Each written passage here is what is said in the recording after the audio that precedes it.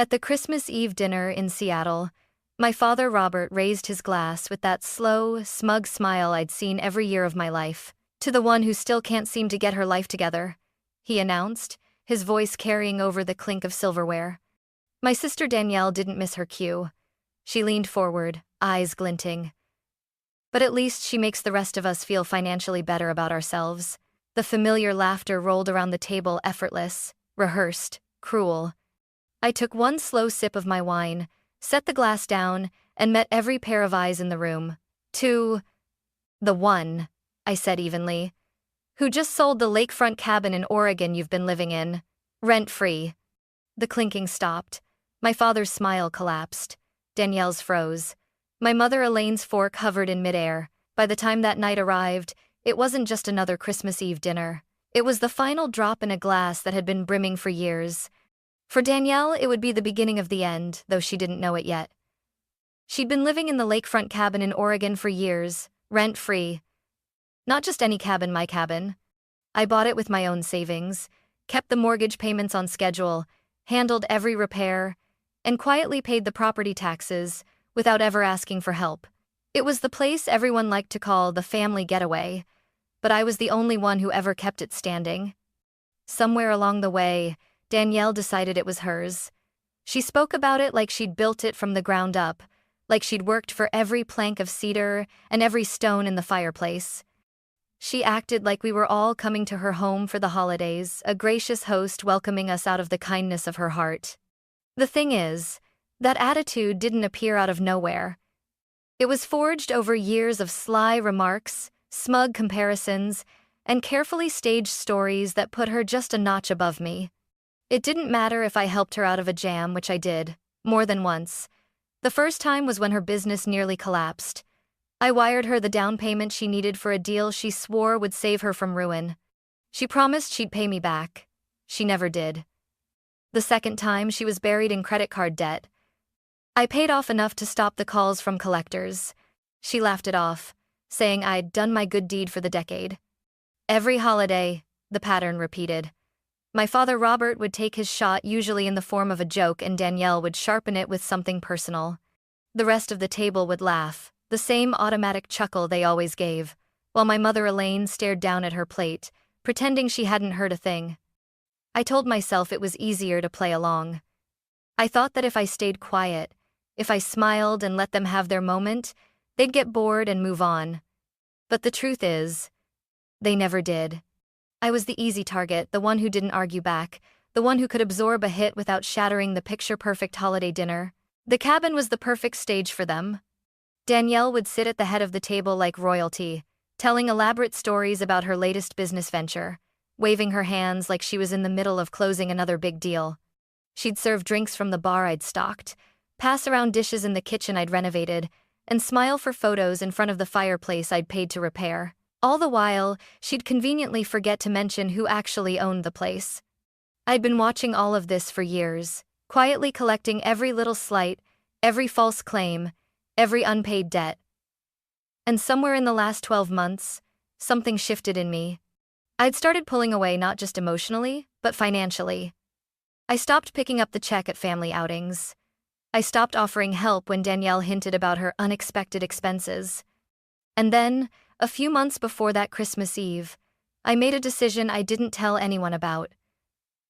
I listed the cabin for sale. Quietly. No announcements, no drama, no warning.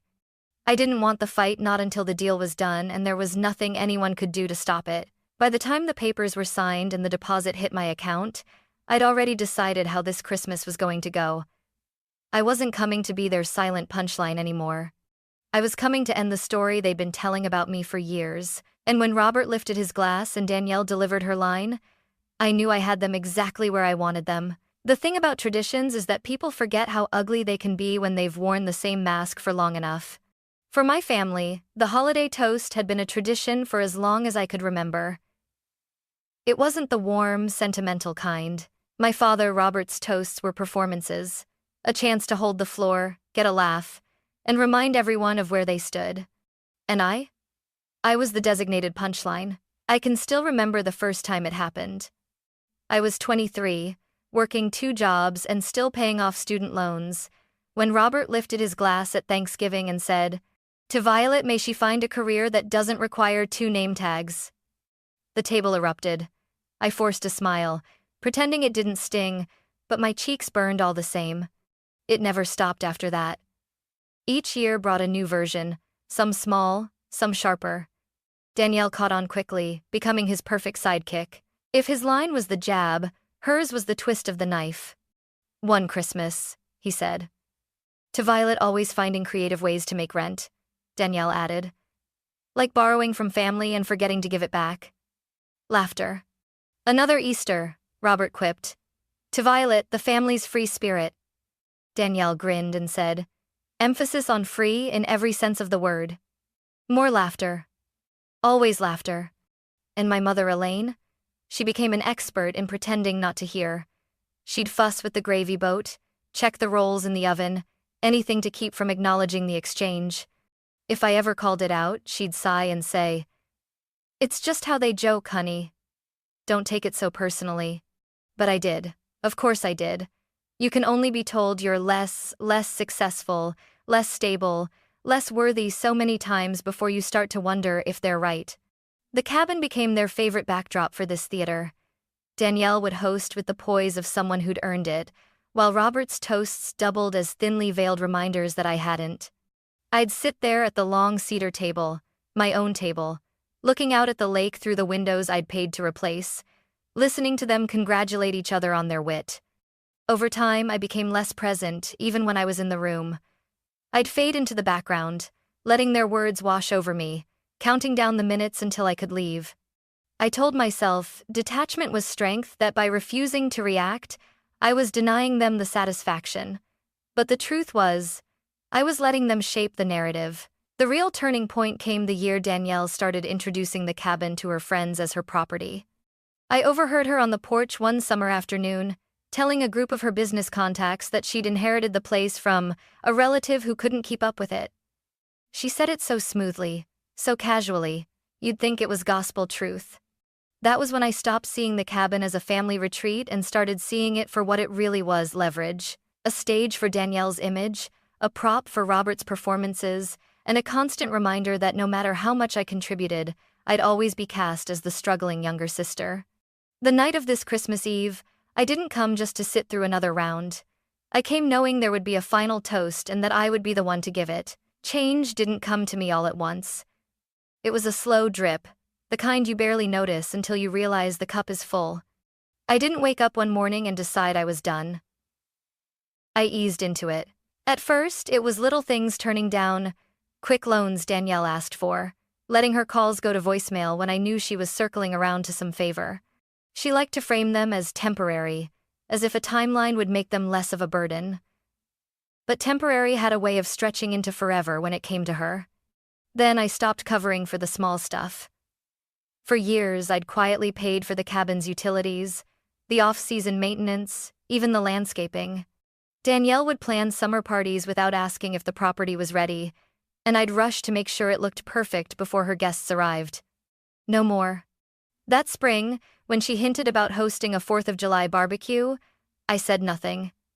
She showed up to find the dock roped off for repairs, the lawn patchy and overgrown. She didn't invite me the next year. In the meantime, I started keeping records not out of spite, but out of self-preservation. Every expense, every wire transfer, every property tax bill I'd covered went into a neat, private folder on my laptop. I didn't need to use it yet, but knowing it was there gave me a sense of control I hadn't felt in years. The real pivot came in late summer.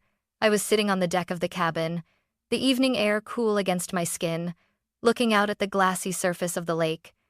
Danielle was inside, laughing with her friends, her voice carrying through the open windows.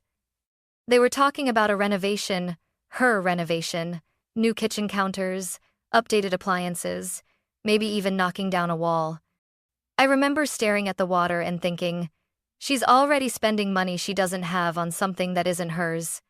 That night, I reached out to a realtor I trusted.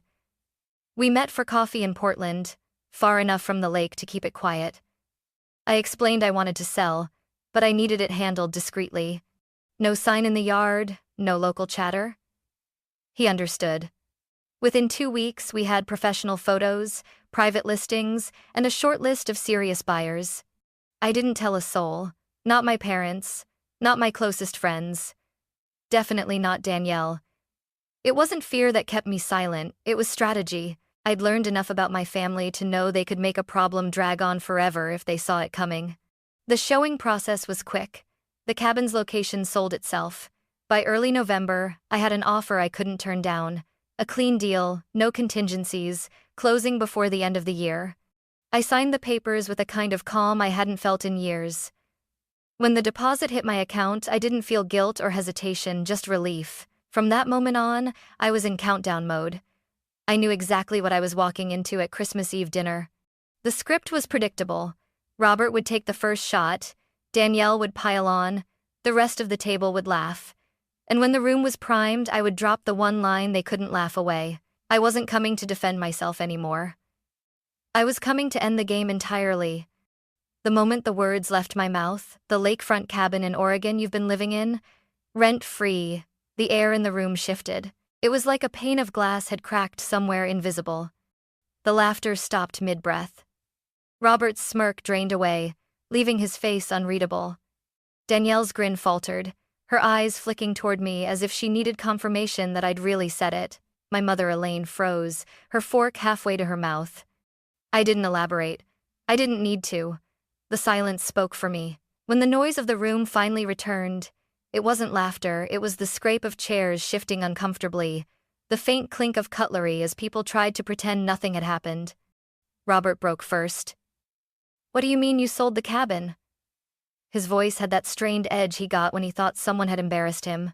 I kept my tone calm. "Exactly what I said." Danielle leaned forward, her voice low but shaking. "You're joking." "You wouldn't." "I did," I said. "It closed weeks ago." Her face flushed. She glanced at our parents like she expected them to step in, but Elaine stayed quiet. Robert's jaw worked, but no words came. For a few long seconds, the only sound was the ticking of the clock on the wall. That night, I left without another word. The next morning, my phone stayed eerily still. No Merry Christmas texts, no obligatory family group messages with photos of the dinner table. By mid-afternoon, the silence broke, first Danielle, then Robert, then Elaine, all calling within minutes of each other. I ignored everyone. They weren't calling to check in. They were calling to undo what I'd already done. They didn't know that the sale had been in motion for months. The listing was private, the showings quiet, the paperwork signed before anyone had a chance to interfere. The deposit was already sitting in my account. There was nothing left to save. For Danielle, it wasn't just losing a place to spend the holidays. She'd been living there nearly full-time for 3 years. The cabin's address was on everything from her bank accounts to party invitations.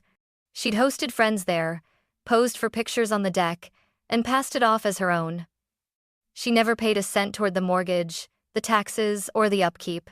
I'd handled every bill without complaint, and in return, I got to be the butt of the joke at every family gathering. By evening, the knocking started. Sharp, impatient. I opened my apartment door to find Danielle standing there, hair pulled back, no makeup, oversized sweatshirt hanging off one shoulder. "You can't just sell it," she said, stepping inside without asking. "I can," I replied, shutting the door behind her. She paced my living room, words spilling out in a rush. Was there still time to cancel? Did I understand what this meant for her? Did I realize how much she'd invested in making that cabin hers? When she finally ran out of steam, I told her the truth. Every bill I'd paid, every repair I'd handled, every time she'd used the place to build her image while chipping away at mine. "It was never yours," I said, "and it never will be again." Her expression shifted, not to anger, but to something closer to disbelief. "You're overreacting." "No," I said, "I'm done." She left without slamming the door. Head down, bag over her shoulder, walking fast like she didn't want anyone to see her. I knew where she was going. Straight to Robert and Elaine. They showed up the next night. Robert's knock was heavy, deliberate. Elaine stood beside him, clutching her purse like it might anchor her to the floor. Inside, Robert took the armchair. Elaine perched on the edge of the couch. He skipped the small talk. Your sister's in shock. So are we. Selling the cabin was drastic. It was overdue, I said. I reminded them that I'd bought it, that I'd paid for it, that every bill had gone through my hands. Elaine tried to interrupt. The cabin became part of the family, but I cut her off. When's the last time either of you paid for a repair? Or a single month of utilities? She didn't answer. Robert shifted in his seat. Families stick together. Sometimes you just have to help each other out. Helping each other out isn't the same as being someone's permanent safety net, I said, especially when the people you're helping humiliate you in your own home. Elaine's voice softened. Maybe things were misunderstood. Maybe we didn't show enough appreciation. There's no maybe, I said. You took me for granted. For years. They didn't deny it. They just sat there, the truth hanging between us. When they left, Robert went straight for the door. Elaine lingered for a moment, looking at me like she didn't recognize me. She didn't ask me to undo the sale. She didn't even try to make me feel guilty. She just nodded once and left. That night, for the first time in years, I felt something shift. The power dynamic wasn't theirs anymore, but I also knew Danielle wasn't going to take the loss quietly. She'd come for me, just not directly. I didn't have to wait long for Danielle's counterattack. She didn't call me again after storming out of my apartment, but I could see the ripple effect almost immediately. Friends I hadn't heard from in months started texting me, some with that careful, polite, just checking in tone, others circling around to questions they didn't quite want to ask outright. It didn't take much to put it together. Danielle was working the phones, weaving her version of the story into every ear that would listen. In her telling, I'd blindsided her by selling the family cabin, a property she had supposedly poured her time and money into, only for me to snatch it away out of spite. She left out the inconvenient facts that it was mine from day one, bought and maintained entirely with my money, and that she'd been living there rent-free for years. At first I ignored it. Let her spin her fairy tale. The people who mattered would know the truth. But then the calls got stranger. My realtor phoned me one afternoon, his voice tight with annoyance. Danielle had shown up unannounced at one of his other property showings, cornering him in front of potential buyers. She demanded to know who had purchased the cabin and hinted that she might take legal action to get it back. She has no legal claim, Violet, he said, but she's willing to make a scene. I thanked him and hung up, thinking that would be the end of it. I was wrong. 2 nights later, there was a knock at my door. Standing there was one of Danielle's closest friends, a woman I'd met maybe twice. She said she wanted to hear my side before she believed anything. At first, I braced myself for an argument, but then she told me something that made my stomach tighten. She'd been staying at the cabin on and off for the past few months, and Danielle had told her she owned it completely. Not a word about me. The friend wasn't there to defend Danielle. She was furious at having been lied to. Embarrassed, she'd bragged about weekends at Danielle's place to other people. Before leaving, she said something I couldn't shake. If she keeps pushing this, she's going to burn herself down. And that's exactly what started happening. By the weekend, cracks were forming in Danielle's story. A cousin called to tell me they'd overheard her yelling on the phone about people switching sides. Apparently, that same friend had confronted her. And instead of backtracking, Danielle doubled down, claiming I was lying to make her look bad, that I was jealous of her life. Then came the move I didn't see coming. The buyer of the cabin, a man I'd never even met in person, reached out through my realtor. Danielle had somehow tracked him down, walked into his office without an appointment, and demanded he undo the deal because it was a family matter. According to him, she got loud enough that security had to escort her out. He wasn't angry at me. In fact, he said he understood completely. But he made it clear. If she approached him again, he'd file a harassment report. That was when I realized I didn't have to fight this battle directly. Danielle was doing the work for me, pushing so hard, crossing so many lines, that she was building a case against herself without me lifting a finger. I didn't plan on stopping her. Sometimes, the best way to win is to let them dig the hole themselves.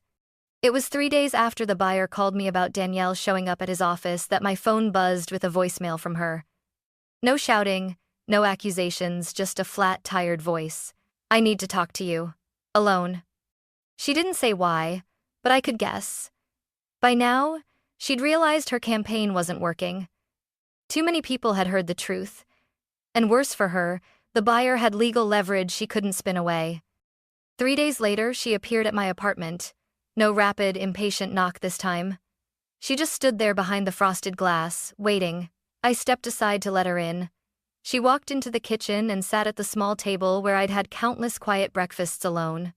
Her hands were clasped tight, her eyes restless, darting around the room but never settling on me. For a while, neither of us spoke. It wasn't awkward silence, it was the kind of silence that settles when both people know the balance of power has shifted. When she finally opened her mouth, the words came slowly.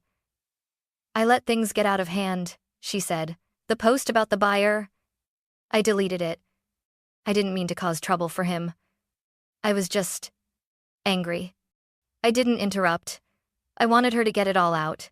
"I know I've pushed too far," she continued, "and I've been under a lot of stress lately. You know how things have been." What I heard wasn't an apology, not really. It was a string of explanations, excuses, and half-admissions. When she stopped, I leaned forward. "Here's what's going to happen, Danielle. No more unspoken favors. No more borrowing money you have no intention of paying back.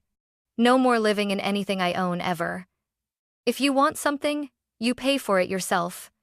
If you drag me into public drama again, I will cut contact completely. No discussions, no second chances." She looked like she wanted to argue.